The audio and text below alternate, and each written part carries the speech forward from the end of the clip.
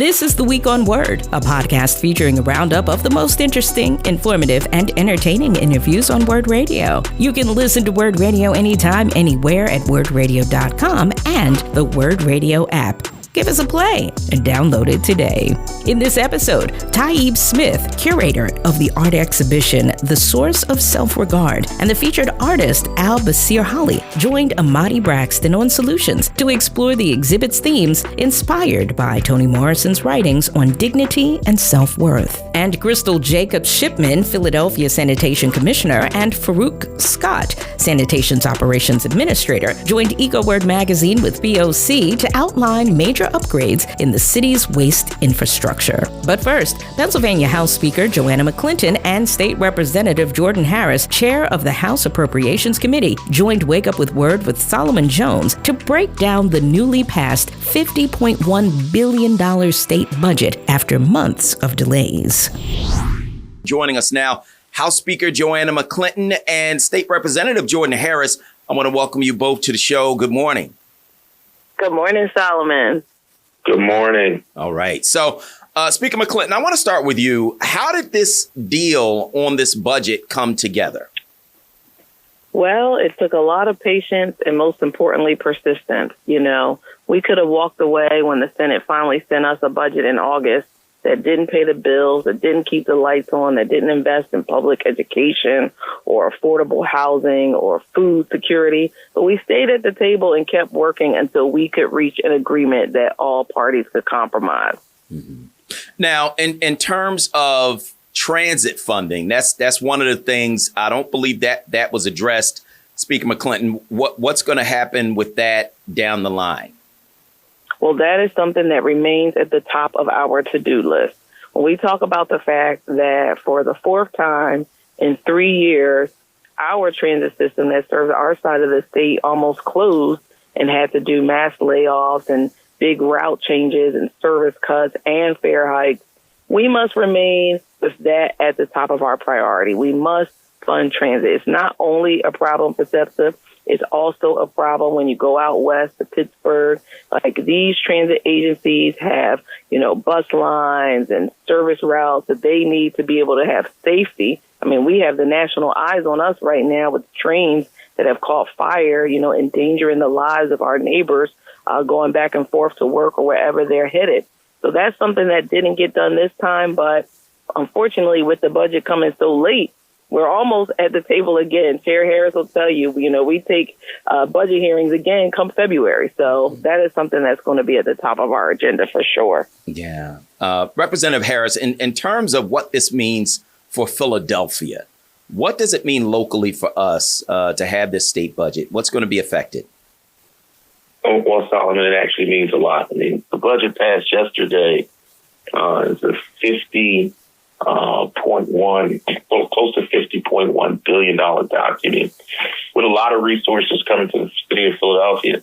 For the second year in a row, we have funded what we call the adequacy pot of money in our education formula to the tune of about $560 million. That's about, out of that $560 million, about $200 million in total come just to the Philadelphia School District for our children. And that is a second round payment to what we did last year of over $200 million. I mean, when you combine what we've done over the last 3 or 4 years, we're talking north of almost $700 million new dollars that have come into the school district of Philadelphia through the state budget since we've been able to have the majority and work our budgets. So that's the kind of stuff that you're talking about, just in school money. You're also talking about money to come and fix schools in places like Philadelphia. We did a partnership, and sometimes we only talk about the big numbers. We just did a partnership with CCP, where students at CCP will graduate with an associate's degree and be able to go to school and get a 4-year degree from Cheney University on the campus of CCP. Well, tucked in yesterday's budget is also a $5 million infusion for that program to also provide scholarships and other funding sources for those young people. So when you look at that, we're creating a real pipeline in education for folks in the city of Philadelphia to go to CCP, to go to Cheney University, and many of them will be able to do it at low cost or no cost. And in yesterday's budget, there was something that we just created. It's called the Working Pennsylvania Tax Credit. It's mirrored off of the federal earned income tax credit, where many working Pennsylvanians, more than 800,000 of them, are going to see real cash in their state return. A mother of three, around $800 will be coming back into her into her state return when she files her taxes next year.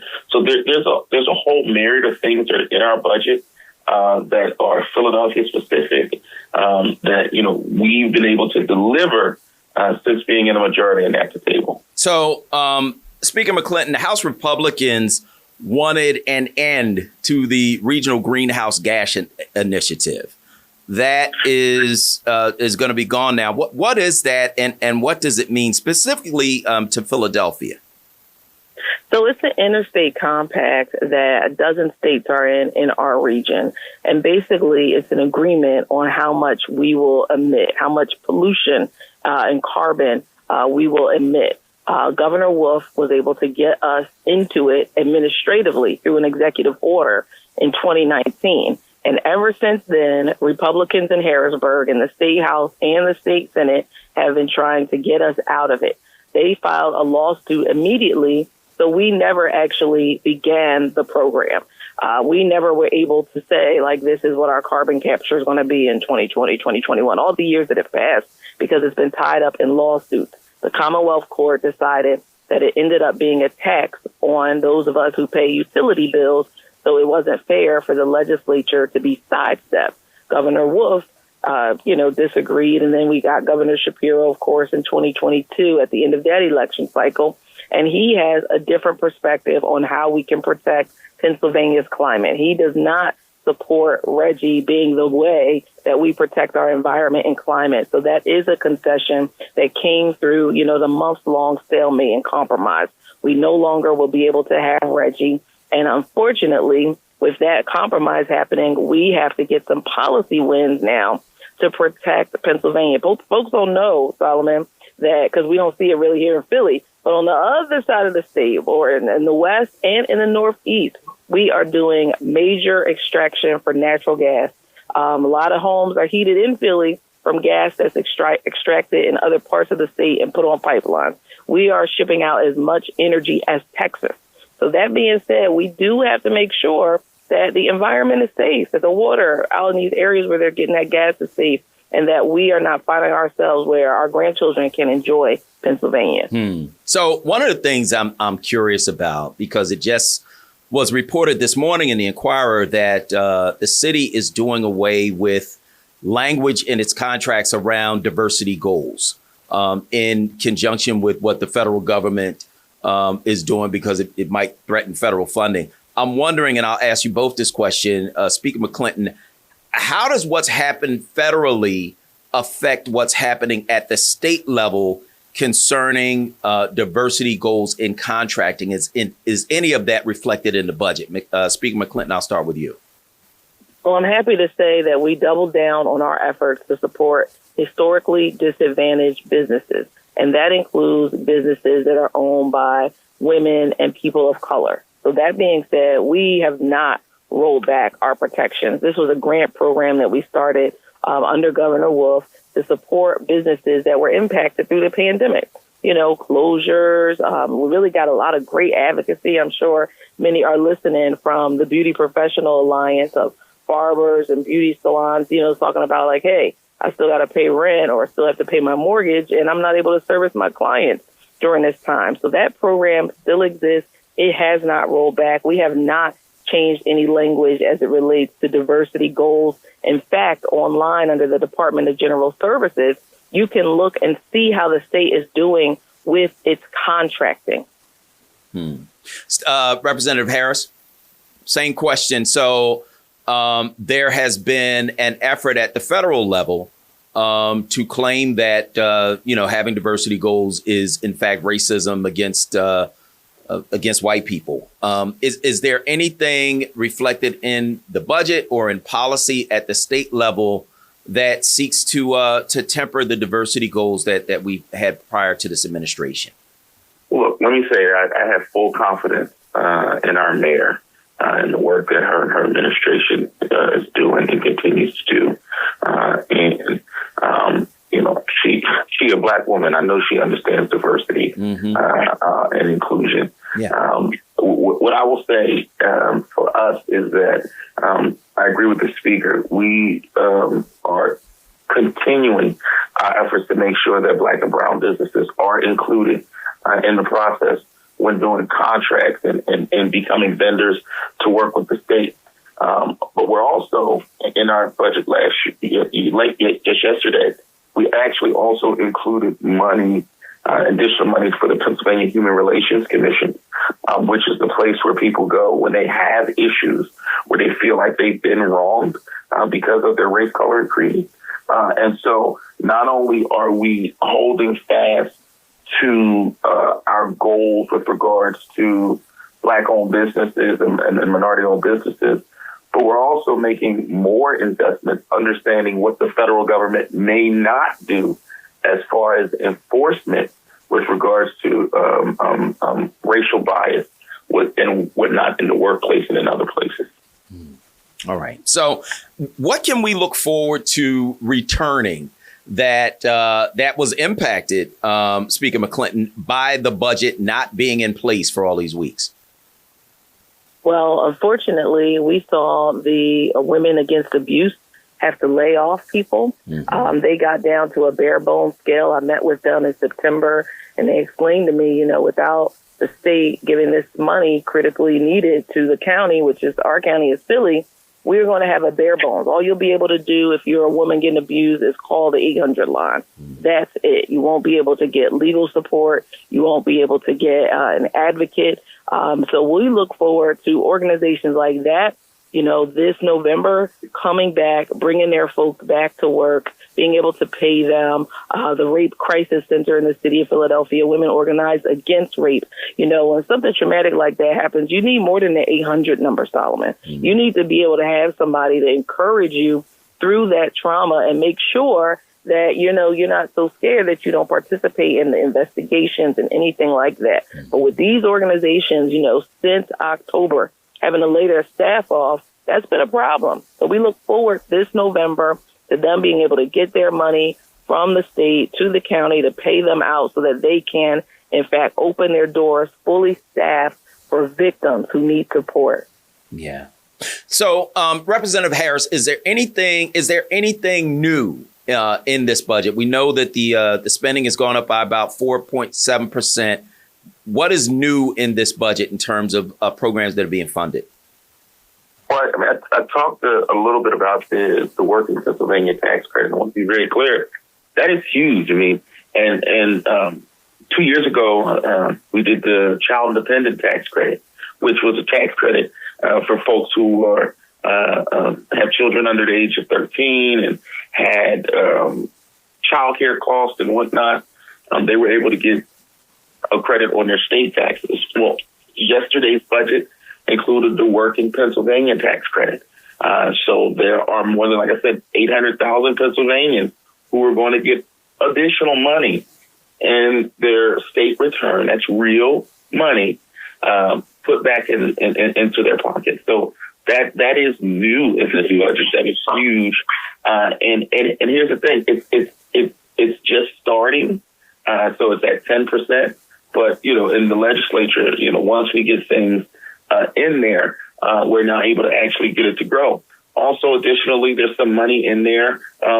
Philadelphia is preparing to be the center of the tourist world next year with 2026 coming, the 250th of our nation.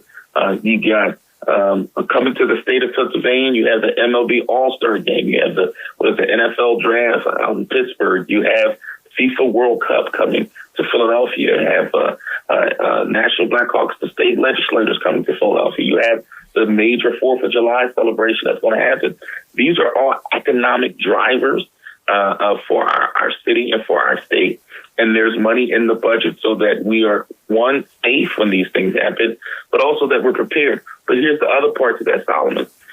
We're also making sure that Black and brown businesses are a part of winning next year when all of the resources are here and all of the people are here, making sure that we're highlighting our Black-owned businesses so that they can do business and be a part of all of the things that are coming. So there's money in the budget there. Over the next few days, we're going to be rolling out information and videos and graphics and all of the likes to really do a deep dive into what's in the state budget and how it's going to affect Philadelphia. Well, you can tell us that now since you're here. You know what I mean? We ain't got to wait for it to be rolled out. I mean, Solomon, it's hundreds of pages long, just in the General Appropriations Act, and then there's a fiscal code that's hundreds of pages long. We could literally be here all day.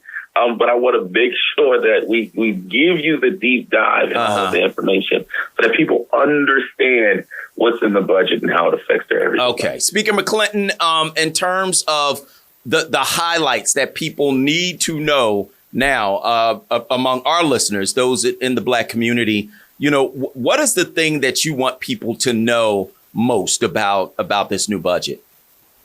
I want them to know that we didn't walk away empty-handed. We walked away with good things for folks in Philly, in Delco. I served Delaware County. William Penn School District was the main school district to say, hey, Harrisburg, you're not funding our schools.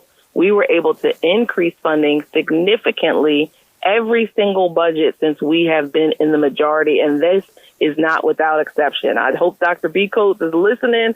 Our school superintendent, he texted me last week, hey, Rep, we're going to be out of money soon. Like, you won't be out of money now. And not only will you not be out of it, but you have more coming than came last year. We apologize for the delay. For those students who go to different schools, some students go to Christian schools and Islamic academies. There's all sorts of institutes in both Jordan and I's district. There will be more scholarship money coming for those children as well. So we look forward to not only recognizing the fact that immediate impact is for our students. They are our future, Solomon. If we don't get it right by them now, we can't make it up in 10 years. We have to do it right now. And so I am most proud that we have continued to champion education for our kids and improving it. Let me ask you about SNAP benefits before you go, because, of course, that's federal. The state, I believe, was going to step in and provide some money. Where are we with that, Speaker McClinton? So I was able to get emergency funding to SNAP. And as a result of that, people who were able to get their benefits to their cards last week. Okay. Now, when we see Washington reopen last night, I was very grateful, all the things that they're fighting for that we need. I heard some of your callers talking about what's going to happen to the Affordable Care Act if we don't get these subsidies by the end of the year. There's still a lot more that has to happen in Washington. But we do know that SNAP benefits will be returning, but we don't know how quickly. It's not as simple as, hit send, particularly as the Department of Agriculture has been reluctant to use the emergency funding, and we were waiting for a court decision from the Third Circuit, a Court of Appeals. So it's been in limbo, but hopefully very soon, folks will be able to get their benefits, to get to the markets so that they have everything they need to feed their families. All right. That is House Speaker Joanna McClinton, State Representative Jordan Harris. He's the chair of the House Appropriations Committee. I want to thank you both for joining us this morning. You're listening to The Week on Word. Why is WURD important to the community? It matters to me because I was only successful truly through Black media. If we're just keeping it all the way on it, like if it wasn't for Black media, you wouldn't know who a Music Soul Child is. Please support your local Black media, all Black media, because this is the media that supports you. We are giving voice to the community, and without the community, there will be no word. We are one and the same, and it is not a game. WURD. This is The Week on Word, a podcast highlighting the top conversations on Word Radio. Make sure you look for and follow Word Radio on social media. Up next, Tayyib Smith, curator of the art exhibition The Source of Self-Regard, and featured artist Al-Basir Holly with Amadee Braxton on Solutions. This is your host back with you, Amadee Braxton. There is a wonderful art exhibit up right now at In Liquid Gallery, 1400 North American Street. It is called The Source of Self-Regard, and it is a wonderful collection of artists, Black artists, who are all connected in some way to the curator, Tayyib Smith. And Tayyib is a cultural worker, a serial entrepreneur. He is founding partner and chief strategist at the Growth Collective, which is a partnership about providing access to resources and capital that will elevate communities of color and generate wealth for neighborhoods victimized by systemic racism. He is a principal at Smith & Roller Holdings, a real estate company that engages and invites diverse stakeholders of neighborhoods to become part of a growing multicultural, multi-socioeconomic tapestry. He's co-founder of Pipeline Philly, an inviting and a dynamic co-working space. And I can go on and on. But one thing I will say is that he is also deeply involved and inspired by Philadelphia history, deeply connected to artists and supporting artists, and is a Renaissance man of sorts here in our fair city. So welcome to Solutions, Tayyib. Thank you for being here.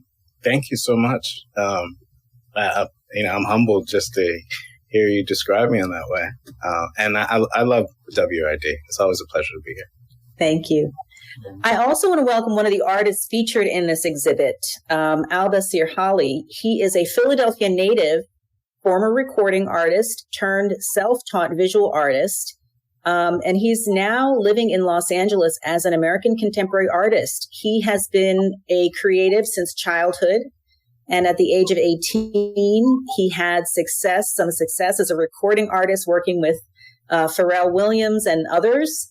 His career and contacts as a multifaceted artist has taken him around the world and provided access to many experiences, circumstances, and people which are relived and portrayed through his worldly and expressive pieces, some of which are featured in this exhibit, large-scale pieces of yours featured in this exhibit called The Source of Self-Regard. And I want to learn more about you in a moment, Al-Basir, in terms of your history and how you became an artist, or how you made the decision to become an artist, if it was a conscious choice.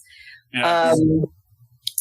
But first, Tayyib, just thank you for organizing this beautiful exhibit. Just tell us a little bit about your inspiration and the connection to Toni Morrison's book of essays of the same title. Well, thank you. So as a fan of Toni Morrison, and a bibliophile and somebody who's always, I feel like through text, I'm able to learn and speak to the ancestors, right? And when I read The Source of Self-Regard, which I think was, many of the essays were from 95-ish, I was just gut-wrenched that it was so prescient of what we're dealing with right now. And I read it during the pandemic. And, she uses the power of the arts in regards to fighting back at fascism, just to summarize, or the importance of us having an internal abundant self-regard to swim through the waters of white supremacy, right? And whether it's Toni Morrison or the work of James Baldwin or just numerous people that I learned from, that text was something. The way she talks about the power of artists was one of the thoughts after a series of culturally incompetent interactions with the nonprofit ecosystem, philanthropy, real estate, the bureaucracy of government. I just hear people say the most inane, ignorant things that are absence of the reality of our history. Right. So using art and, photography and narrative and creating a book library within a space is the overarching way that we're experiencing that. But then through most of my projects, whether it was through A Dream Deferred, which is a Philly, which was a project around the history of redlining, that was an art project, with the series of town halls, or the 7th Ward tribute, Legacy Train, we based out of Mother Bethel, and we got 1,300 people to do walking tours around the 7th Ward. Like, most of my projects are usually connected to a book or literature or history. And this is probably my most, I'll say selfish endeavor, because a lot of times I work like super collaboratively with like multiple institutions and co-create things. But this, because of a series of things, I felt necessary to be the curator for, and not be in conversation with other people. And to speak to the artists, like, I don't even remember meeting Al.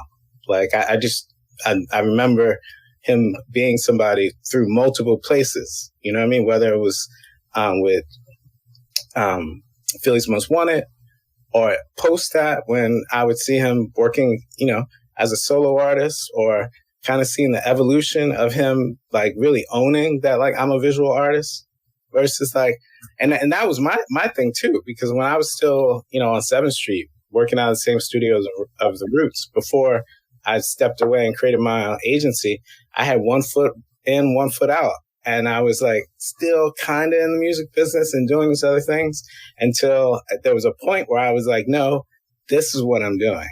And I was able to like really see and create and be in other spaces and learn from all the different things we did, promoting albums, or which evolved to us being marketers and promoting products.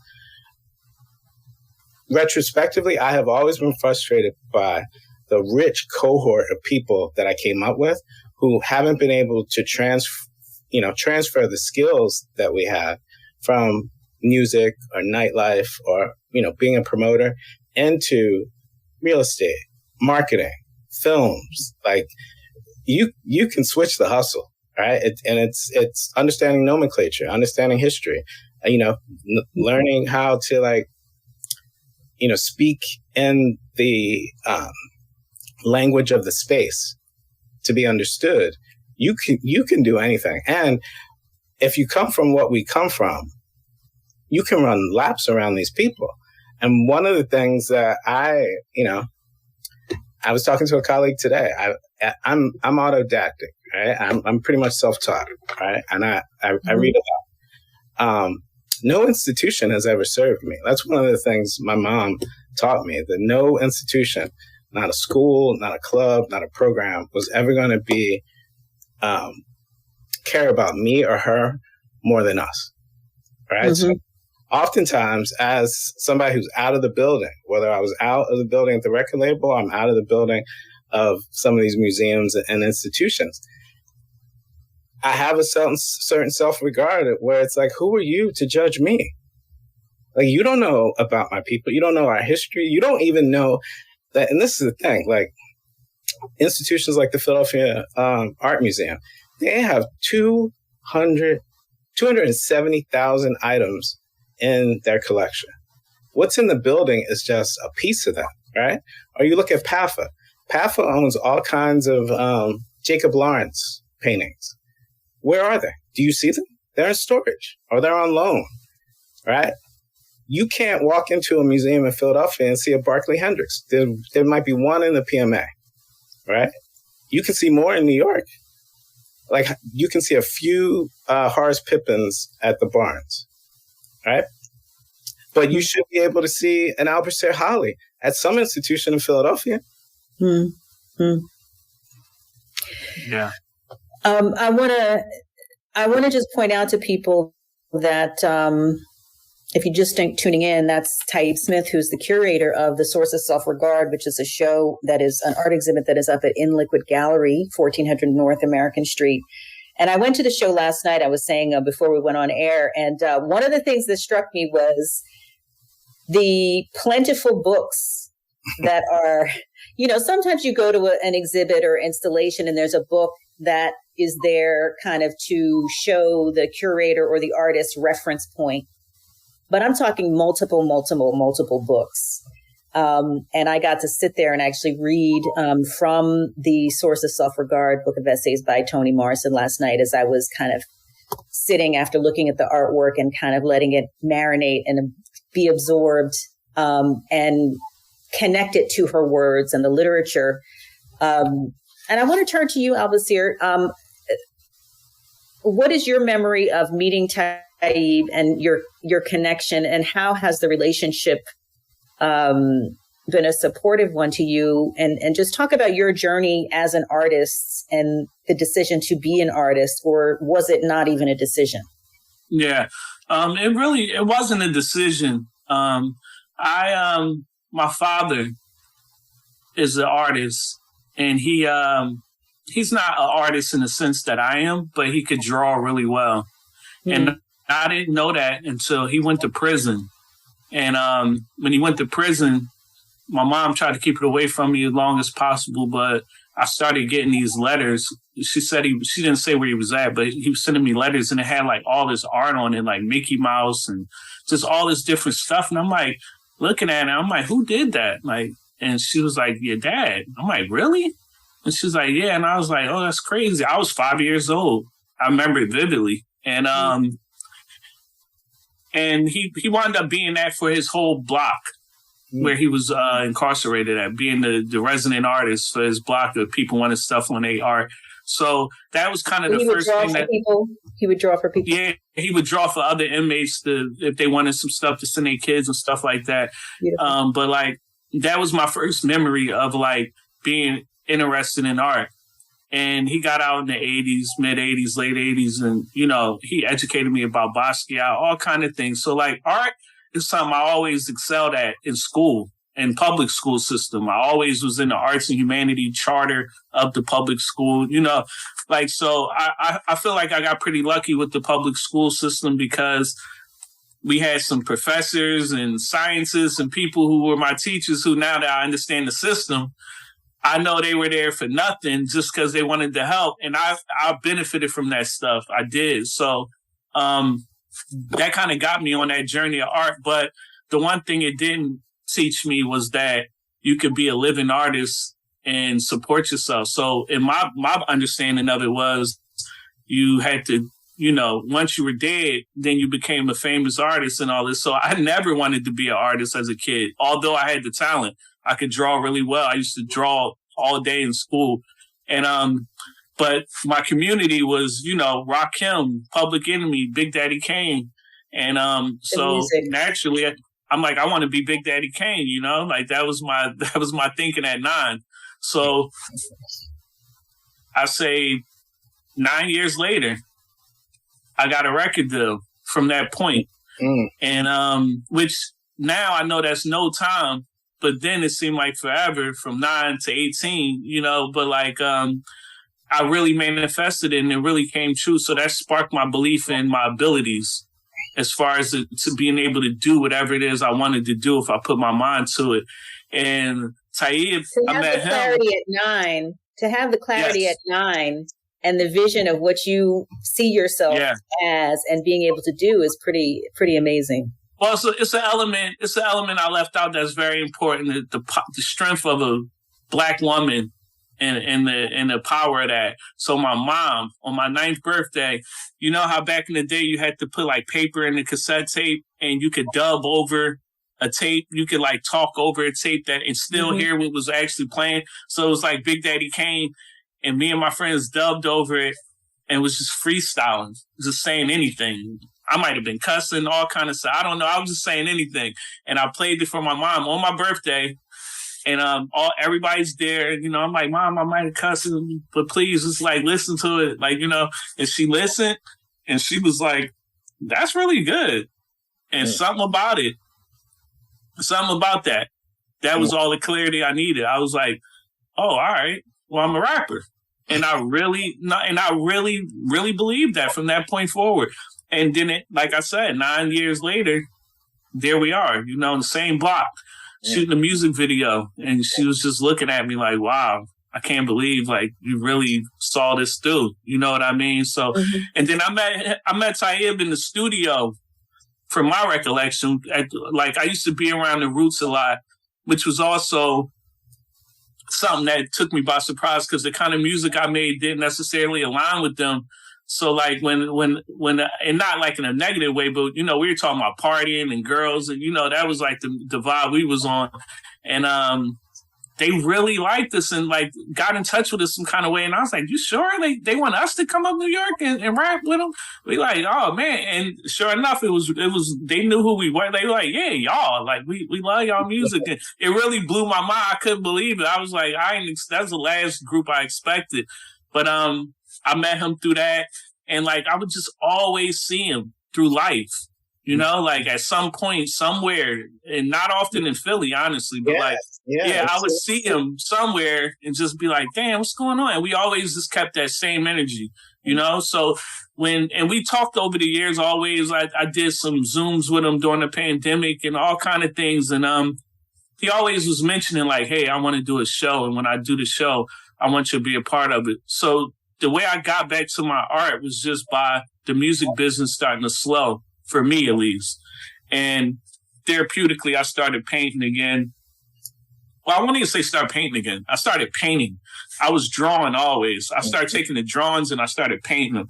So I started painting and, I have a lot of relationships in music. So like I was around a lot of people in LA and it just went from like making it for my friends to like celebrities being like, hey, I want to buy that.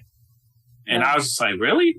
And then like, that was kind of like, that was it for me. That was just the switch. Cause it was honestly for my own therapeutic, reasons that I got into it and started to do it. Mm-hmm. I was seeing in the work that you have up clear connections to Romare Bearden. And, with the collage and the cutouts of, multiple perspectives of one's face or different body parts and things like that. Can you talk a little bit about what you're doing with that or what has drawn you to that particular style at this point? Or I don't know when these pieces are exactly from. I don't remember from what it says, but like talk about your method and your medium here. Well, one thing about me as an artist, be it music or anything, I've never been one who copied.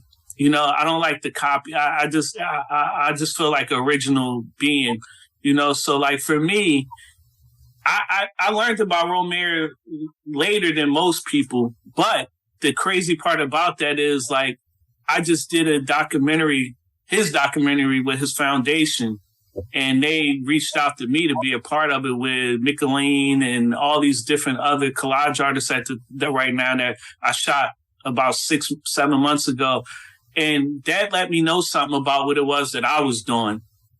Because the truth is they made me understand parallels that me and this man have that I didn't even know. Like he did music. He wrote for Dorothy Dandridge music. And they made that comparison. And his wife, she was also an artist and a creative. Like my wife is also an artist. And he spent time in Philadelphia. He played for the Phillies. You know what I mean? All these different things. Yeah, he played for like all these different things. He was a baseball player and they wanted him to say he was white. So he quit playing baseball because he was like, I can't do that. I have African blood in my veins and I can't just do that. So he pivoted and went to making art, collage. And they thought he was crazy. They was like, oh, you're out your mind. So I say all that to say, I tell these stories of like my past. It's all from my childhood. So aesthetically, even before I did collage in the traditional sense that I do it in now, I look at my art and it's all cubic. So I can put a cubic piece and look at the cuts and put it right next to a collage piece and unintentional, they are the same exact thing. They just look different, but it's really the same thing. So I just kind of took imagery that spoke to me from my past, my idols, my family, myself, all these things combined.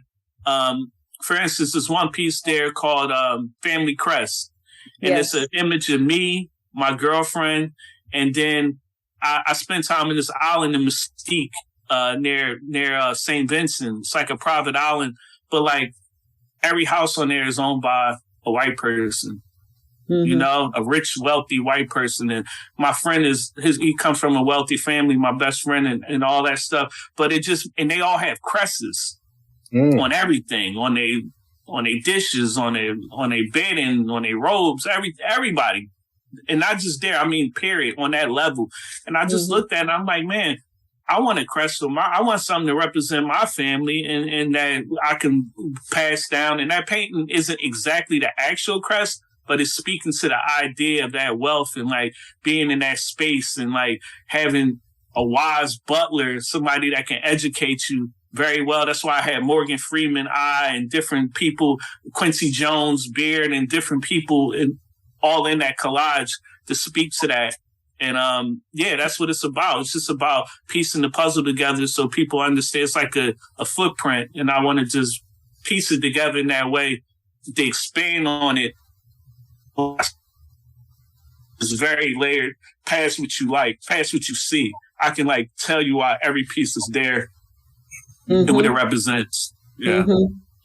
It's so beautiful that you get to be a part of this documentary about Romare Bearden and that people are recognizing how you are placed in a continuum of his style or his approach and all of the similarities that you discovered in that process, the music connection and all of that. It's so crazy you say that because the actual documentary, like my part in it is the continuum. It's like they show us like side by side. And it's like to say like, this is where it's at. This is what he inspired. And these are the young people that's bringing it together and how they're doing it now. And, like I said, I don't really study people work. I try to study the person. Like my idols of Picasso and you know, these guys, I get into them and their stories and Romare, I got into him a lot and I understand everything. And it is a lot of parallels. I mean, it makes me uncomfortable because like, I know I'm not on that level, so I'm not trying to compare myself to him, you know, but there's just obvious parallels that I can't ignore. But, you know, I got my work cut out to earn the right to be spliced in with Romare the way they did it in this documentary. But, like, you know, I got some work to do, but I did feel good about it. Yeah, that's wonderful. Tayyib, I'm trying to figure out how to ask this question because it's a very layered question, but well, maybe it's not so layered. I'll start here. How is talk about the importance of self-regard right now in this moment. I mean, we are, you know, in part of your essay about this exhibit, you speak to this, but just the moment that we're in politically, historically, the importance of self-regard and what you're seeing in this city in particular in terms of the effects of the lack of self-regard. Oh, that is layered. So, you know, I'm fortunate that, you know, I was raised in what they eventually would call like an African-centered, you know, progressive household. I had a cousin a couple of years ago who joked that I was one of the first people with one of those African names from North Philly.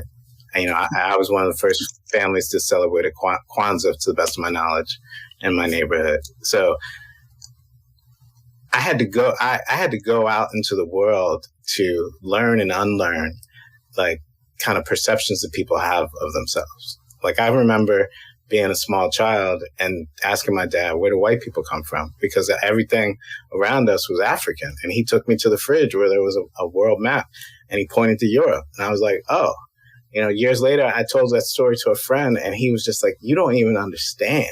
You know, like, that's so different than anyone else's, like, formidable years. Right. And then as a child, naturally in your teens and in your, you know, late 20s or whatever, you rebel from like your parents.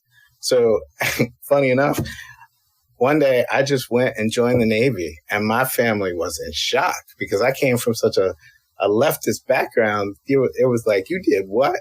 And, you know, that experience really taught me like so much because of what I witnessed and what I saw, but also because of my formidable foundation. I was like, oh, I've really screwed up. Like my parents, my grandmother, like they were trying to tell me some things that I wasn't really mature, or my frontal lobe hadn't fully developed to enough to understand like deeply what I had signed up for. Right. So to come back to like the self-regard, like in so many different ways contemporarily, you know, my nephew has become one of my best friends and he's like 30. And I talk about with my wife that like I lived a more inclusive, aspirational, integrated like life in my teens and 20s than many young people today can even imagine. You know, even when Al was talking about the teachers and the programs that he participated in Philly, right? And the types of professors that were coming in to talk to him about art that evolved in him later. Like the social construct has been so divested and our divested neighborhoods are so depressed that people really need a deep well of self-regard. And you can get that through history, through literature, through poetry, through painting, you know, but you're not going to get it in I'd say an education system is only designed to make you a cog in somebody else's machine, right? And we have to have forms of education that are not just about you being the best worker for some other system. So it's for you to be a person that doesn't have an ahistorical perspective on how we came to be, right? And all of our history is not attached to oppression, you know. Right. Even I was talking about books in the earlier segment. I recently read a book about Albert Barnes. You know, Albert Barnes was at one of the first dinners, the Dark Tower dinners in Harlem, when they were talking about creating the Harlem Renaissance. All right, and like the 20s, there were people who were more coming out of World War I who were more progressive than many of our so-called, you know, corporate leaders are today. All right. So like, and that was 10 years before fascism. All right. When I say fascism, I mean like the Franco Wars in Spain. All right. And that was before World War II. All right. So now we're in another age of reoccurring fascism, similar to what Toni Morrison talks about in her writings. And during that time period, you also had artists like Ramir Bearden in the beginning of their career, artists like Langston Hughes, right? There's Duke Ellington, that jazz music. Like throughout all these different forms are waves of oppression. You know, when we're now in like a neo-McCarthyist age where like they don't want you to have libraries, they don't want to have books, they don't want to fund your schools, like they want to work you longer, and you're supposed to be an ignorant cog, right? Even during those previous periods, people still made art, you know, whether it was Paul Robeson or a W. Du Bois. Even when they were canceled, they were still doing brilliant things. Right? So you have to continue, regardless of what the system is attempting to do to you. Yeah. You want to jump in on that one, Albus there? No, I mean, I agree wholeheartedly. Like I said, like everything one thing about me, and it's just the way I am. I've never ran into a human being, no matter what color they are, what they look like, what their status is in life, and felt like they were better than me based on those things. You got to prove it through humanity. You can't just come at me like that. You got to show me you're a better person, a better human than me. And you know, and I'm not even looking to see that. I'm just saying, like, nobody's going to make me not spread the gospel, so to speak, or do what it is I feel called that I am called to do. And that goes, I mean, even with music, like I said, my music was about partying, having a good time, hanging out with girls. I was also 18, 19. But when these girls would talk to me, you know, just normal conversation, they always like, you way deeper than I thought you would. Like, you know, like based off the music, like, and stuff like that. Always been my thing. Like, it always been. So it's like, I know that I always had that, and it's like the process of the art and me becoming a grown man. I was 19, I'm 46, about to be 47 now. You know what I mean? So like it's like a long road that where I got to a space where now I just won't be denied. And I traveled the world enough to understand what they up to and what's going on. I felt it was coming. I mean, I knew for years, of course, but I could feel it. I was trying to warn people, bring people up to speed, the trickle down effect of how things happen and like what it means to you personally when people, we under the impression that this stuff is happening on a level that's above us. But the truth is it is based and for us, actually. It's to suppress us, what we've been trying to do, looking at the market. Who's the fastest growing millionaires in America? Oh, the Black woman. Entrepreneur wise, how can we get that up out of there? And if we clip them, then the men are already gone. We already got them up out of there by even allowing the women to get in that space so we can just clip it out.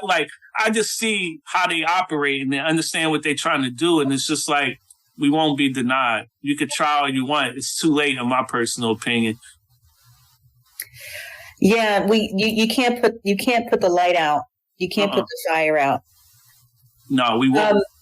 And I don't mean that in the way like, they try to demonize the term. I mean, we up, we see it. Right. Conscious, as my parents used to say, conscious. Yes. Very conscious.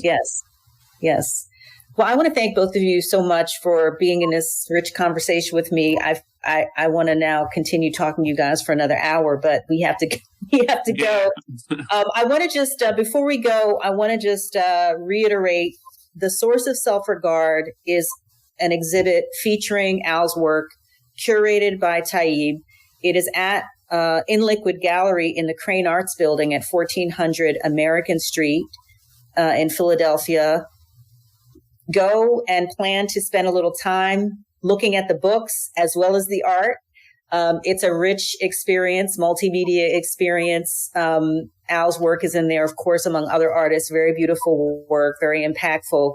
And you have been doing these, Tayyi, before we go, you have been doing these silent reading and discussion series aspects. Can you there's one coming up, I believe, on November 22nd. Yeah, so, I'd read about this a couple years ago, where people get together and read from a similar text, and then have a discussion about it afterwards. So we did one in early October. We're going to do another one on the date you mentioned. The last discussion, we selected 2 shorter texts from the Source of Self-Regard. Okay, so they're essays from the Source of Self-Regard by Toni Morrison. Correct. Okay. So that'll be happening November 22nd, which is a Saturday, 2 to 4 at the gallery, that you can participate in. And you have to register, but go to InLiquid Art or inliquid.org to register. And the show closes on the 29th. So you have a couple. Is that correct? Correct. But we also have another reception on Thursday, the 13th, from 6 to 9 p.m. Okay, so next Thursday there's a reception. There's the silent reading and discussion on November 22nd, 2 to 4, and then the show closes on the 29th. So you have a couple more weeks to enjoy it. I implore people to get out and see it. Thank you both for being here. I really appreciate it. Thank you. Greatly appreciate it. This is the Week on WURD. WURD amplifies Black voices. You make it possible. Whether it's news, community engagement, or conversations that move the culture, WURD delivers because of our listeners. Support what you believe in. Give today and visit wordradio.com/support. You're listening to the Week on WURD podcast. To learn more about our programming, visit WURDradio.com. Our last conversation for this episode features Crystal Jacobs Shipman, Philadelphia Sanitation Commissioner, and Farouk Scott, Sanitation Operations Administrator, on EcoWord Magazine with POC. I got the one and only, she's been on the show before, but I got the one and only Sanitation Commissioner Crystal Jacobs Shipman on the line with us to talk about what's going on in the Northwest, as well as these big belly trash cans. And then also on November 3rd, we just got a new illegal dumping task force here in the city of Philadelphia. We're going to be talking about that. Good morning, Commissioner. Welcome. How are you feeling this morning? Oh, I'm feeling great, POC. Thank you for having me. Always excited to join you and talk all things green and clean in our city. Yes, and Farouk, I didn't know you were joining us again. Good morning, Farouk. How you feeling? Hey, how you doing, POC? Nice to be back. Yes, I'm excited to have you both on the air this morning to talk about these things, but I want to first start with Northwest, right? I feel like that section of the city doesn't get enough attention. So I appreciate you all for showing the light on the Northwest section of the city. So when it comes down to the Northwest transfer station, talk to us a little bit about this open house that's going on the 14th. Sure. So on November 14th from 4 p.m. to 8 p.m., we will be celebrating the grand opening of our Northwest transfer station. It's a location that allows us to process 650 tons of your waste daily. By us opening this facility, we can be a little bit more, our routes will be collected quicker, we'll be a little bit more efficient. And for the first time ever, we can process recycling at this location. So previously we had an old packer system. It was breaking down every other week. But this is a highlight for us to have this type of equipment, state of the art equipment, and the location.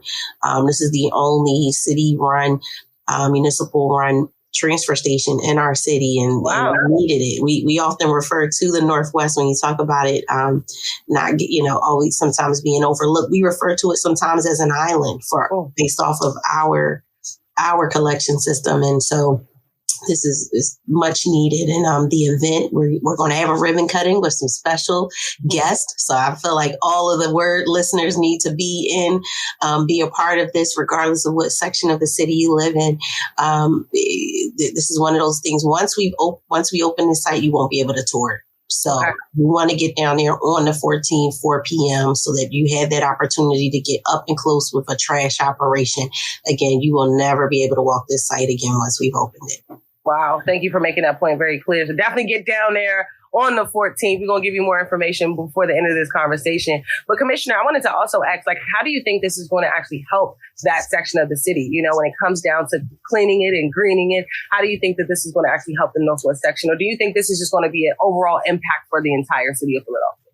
Well, I think, for us, we're always looking at ways to be more efficient and ways to get the trash off the ground quicker. And that's exactly what this does. It allows us to turn around our routes a lot quicker. We can, and again, just the fact that we can process recycling. So that's a whole nother opportunity for us to do things a little bit more efficiently and get our streets turn back over to the residents without their trash cans in front of the house for a longer period of times, or their recycling bins spread out on the street for longer than it needs to be. Yeah. And I want to ask you a question about recycling before we kind of move on to the big belly trash cans. When it comes down to recycling, how has the city improved, just in your opinion, over this 2025 season with recycling? And especially with this new implication coming.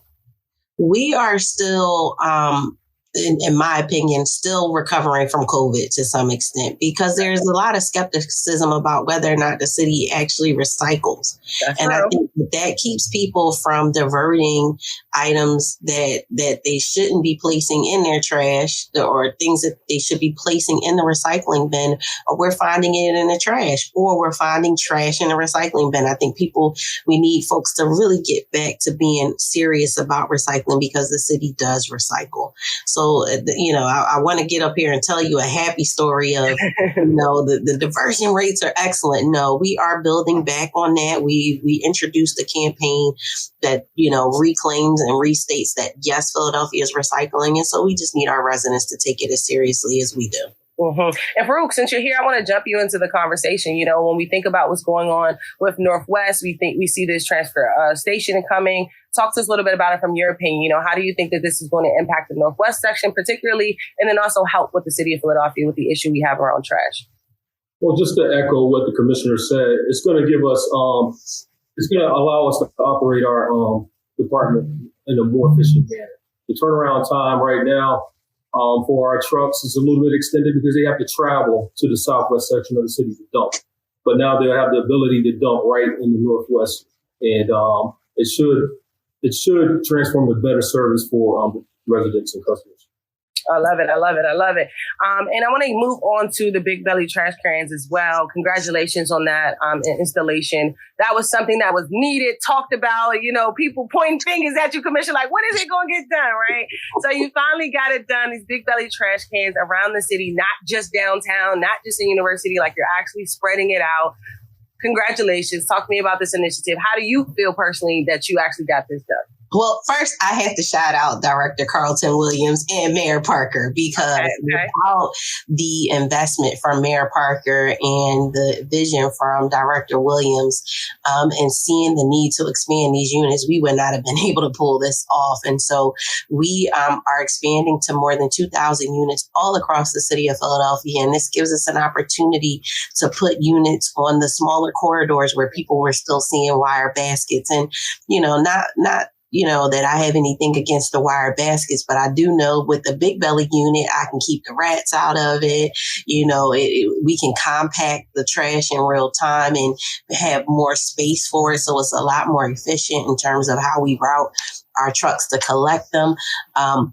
The smells, we've been able to cut back on the smell that's lingering from those units. And so it's just an exciting opportunity for us to better serve the smaller corridors where a lot of people do their business. I mean, for me, growing up in Germantown, Shelton Avenue was the spot. So if you had some clean trash management, options, it would make all the better for those businesses and the people who walk up and down those corridors. For sure. And, it also makes people in different sections of the city feel seen, feel seen, feel heard. Like, hey, we're voting, we're outside, we're talking about these things. Why is it only when you go downtown? So the fact that you all are beautifying their blocks, and beautifying their sections of the city gives them more reason to want to do their part as well. And Farouk, I want to ask you too, when it comes down to these big belly trash cans, it's not hard at all, right? We just pull the latch, open the door, how can we make it as simple for the people as possible to put the trash in there, Farouk? Well, we made it even easier. You don't have to pull the latch. Now there's a footstep. So you can just put your foot on there and the door will open and you can discard the trash. I love the big bellies as opposed to the wire baskets. It's a containment unit. So it cuts back on litter.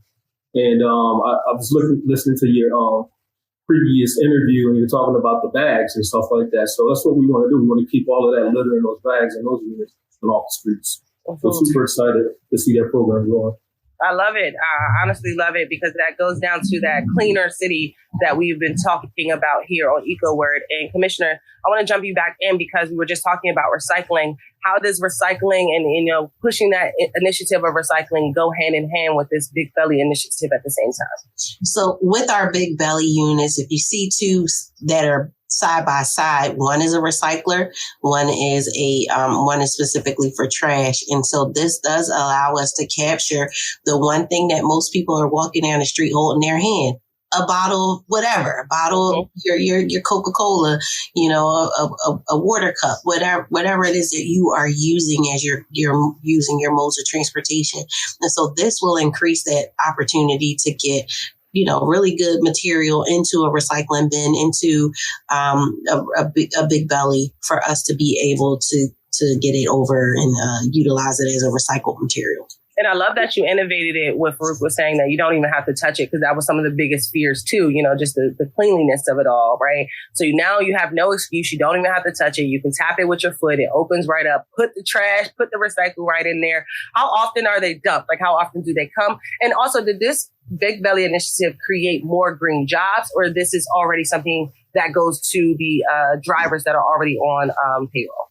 I want to ask Farouk to speak to how often they are cleaned out and how often we collect. I do want to just also point out to you, too, because he talks about the hands-free. One other piece of litter, and when you talk, I know you flipped over to recycling, but when you talk about litter, cigarette butts. We also added to each unit an ashtray component. And so that's one additional item that we're keeping off of the grounds. But Farouk could talk to you more about with the collection cycle. And next we need to add a vape thing. Just toss it in. I don't care if it's not even finished. Just throw the vape in there.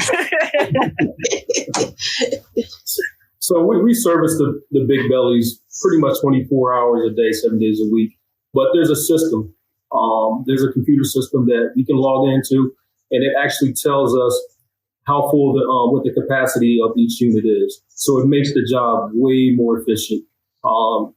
It's like there's not a lot of time wasted where trucks are going to bellies. They know specifically which bellies need to be empty. And it just gives us the ability to not have as much staff on hand and still get the job done.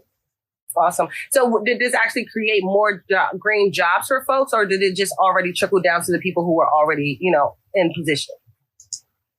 Well, it's trickled down to the people who are already in position. But as the program grows and we run across problems or issues, we may have to bring in more people. It may create more jobs. But at the same time, even when it comes down to the people who are already in position, it gives them a little high up on their position because now they're able to utilize technology within inside of, this particular position. And then they're also able to learn a little bit more about how to keep the city cleaner and greener too at the same time too. So I think that this gives them the advance of like seeing themselves outside of just garbage men.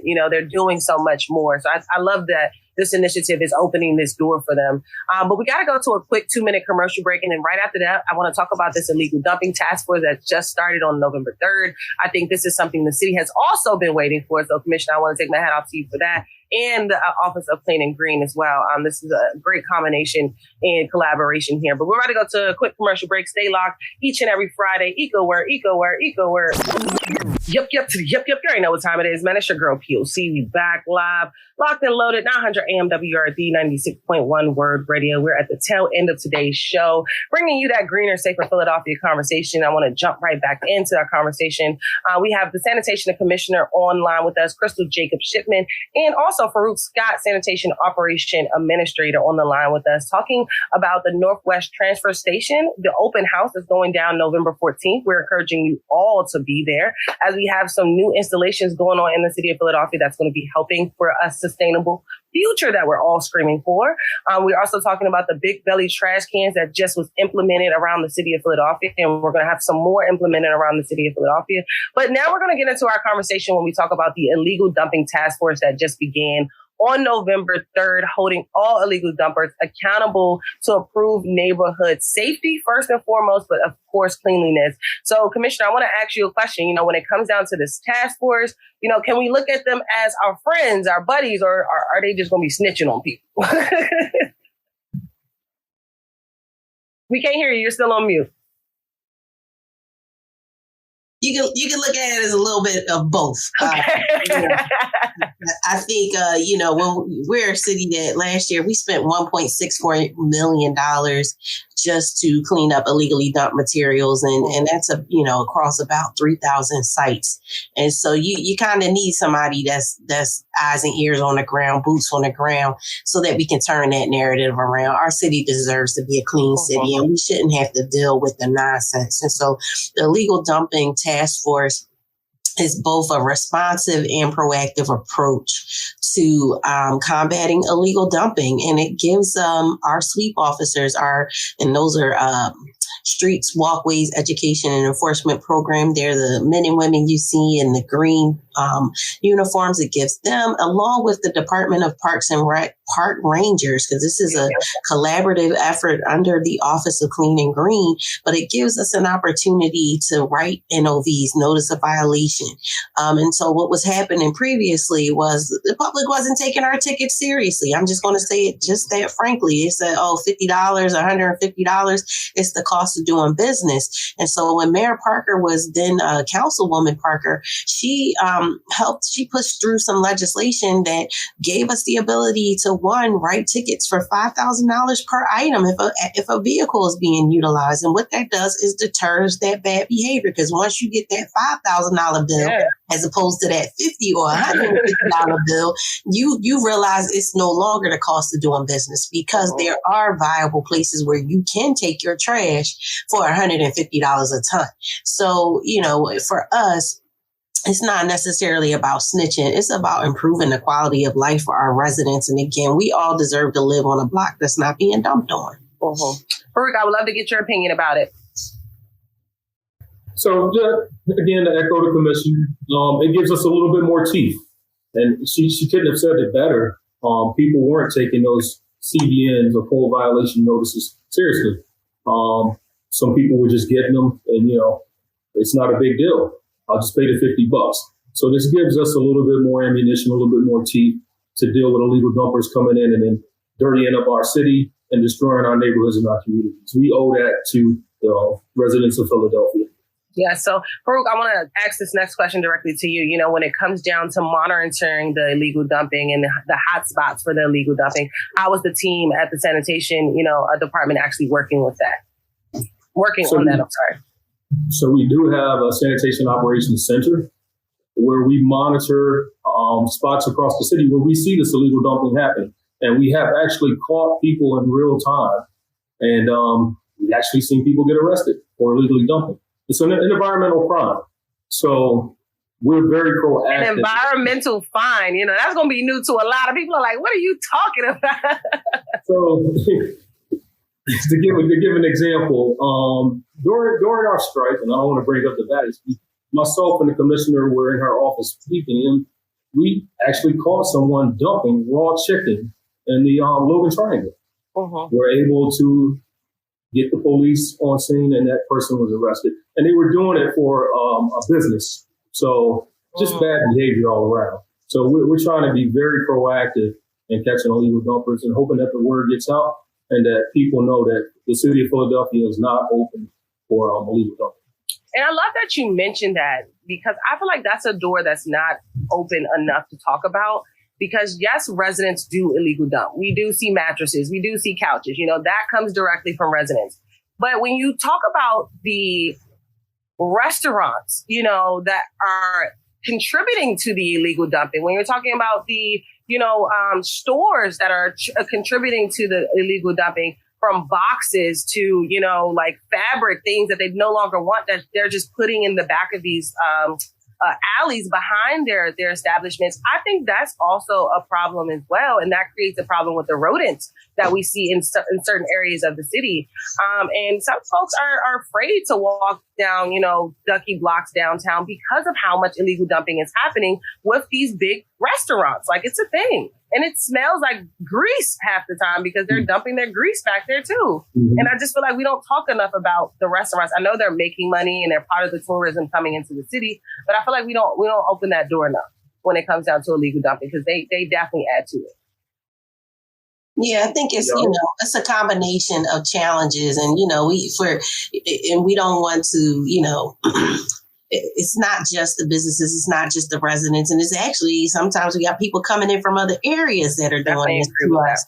But I do think a part of it is education, and that's one of the things that our sweep officers and actually in partnership with the Philadelphia Police Department right now, they have a task force that's downtown that's actively going to businesses, providing that level of education so that folks will know, hey, there are ways to dispose of this and not dispose of it in, say, an alleyway. And then when you talk about what goes on with regards to our residential dumping, all of the items that you mentioned, we actually collect them curbside without a problem. And if they're not a part of our curbside collection, we actually have a bulk collection that you can schedule a pickup for free of charge. And so we have all of these different avenues that folks can use, and there's no excuse to take the shortcuts that we are seeing.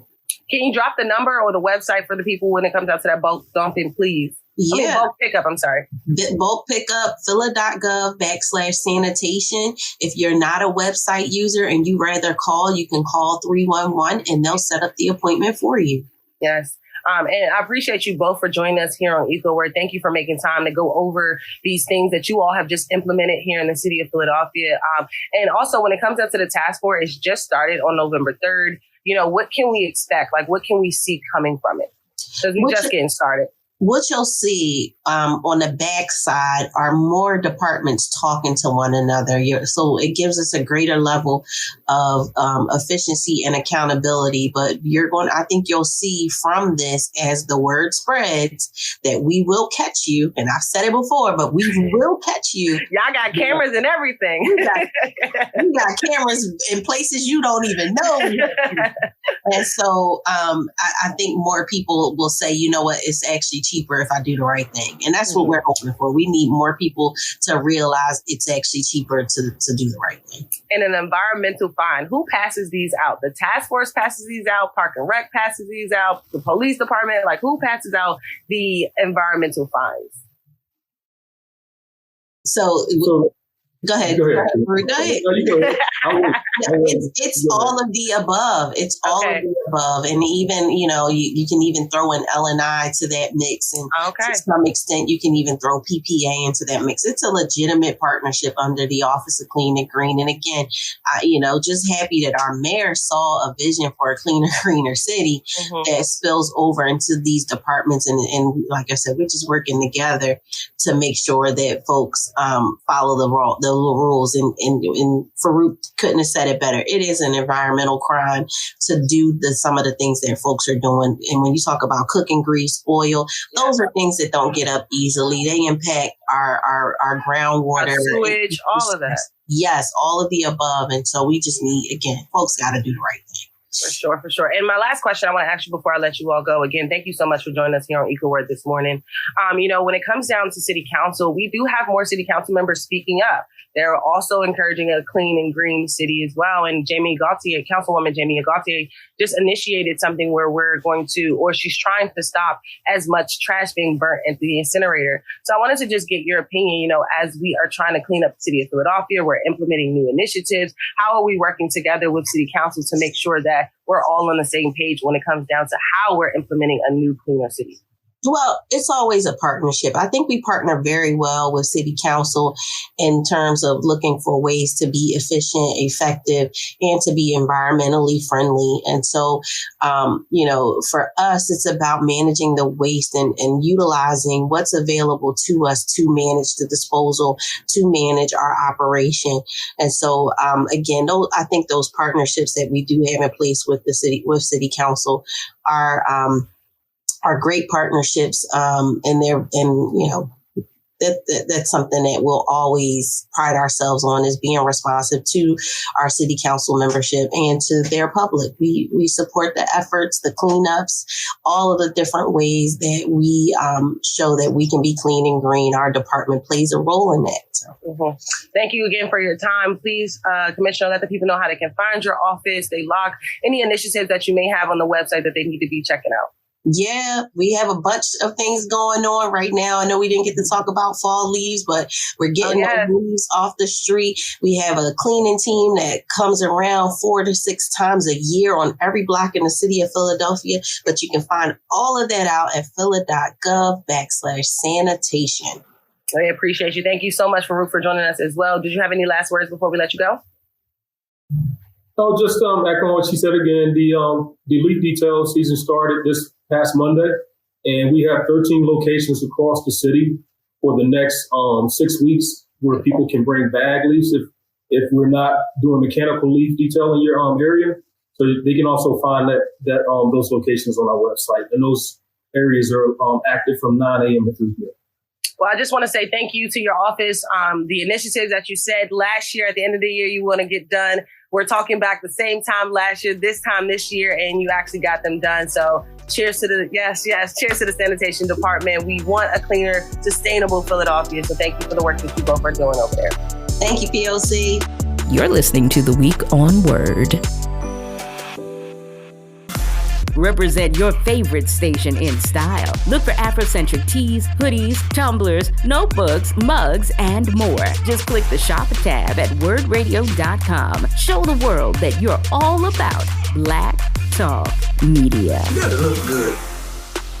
Thank you so much for listening to this episode of The Week on Word. Let's stay connected. Sign up for our newsletter and listen to us online at wordradio.com and the Word Radio app.